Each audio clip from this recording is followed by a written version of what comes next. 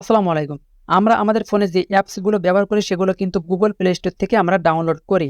আর যখন আমরা Google Play Store থেকে সেটা ডাউনলোড করি, সেই অ্যাপসগুলোর সমস্ত পারমিশন কিন্তু Google নিয়ে নিচ্ছে। তার মানে আপনার ফোনে যদি বিকাশ, নগদ বা অন্য কোনো ব্যাংক অ্যাকাউন্ট থাকে, সেগুলোর অ্যাক্সেসই কিন্তু Google নিয়ে নিচ্ছে। তো আপনি Google এর সেই অ্যাক্সেস যদি বন্ধ না করেন, যেকোনো সময় আপনি বিপদে পড়ে যেতে পারেন। তো আপনি কিভাবে বন্ধ করবেন আজকের ভিডিওতে আমি সেটাই দেখাবো। তো ভিডিওটা কিন্তু অনেক গুরুত্বপূর্ণ হতে চলছে। অবশ্যই ভিডিওটা শেয়ার করে সবাইকে দেখার সুযোগ করে দিবেন, যাতে এই ভিডিওটা দেখে সবাই উপকৃত হতে পারে। আর এমন সব ইম্পর্টেন্ট ভিডিও পেতে আমার আইডিকে ফলো করে রাখতে পারেন, পরবর্তীতে আপনাদের অনেক কাজ আসতে পারে। তো ফাইনালি সেই কাজটা করার জন্য চলে যাবেন আপনাদের ফোনের জিমেইল অ্যাপসটার ভিতরে।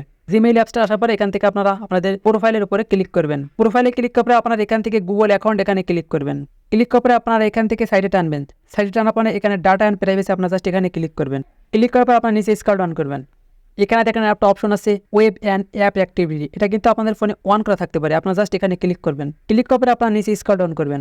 এখানে দেখেন যে একটা অপশনে কিন্তু আপনাদের টিক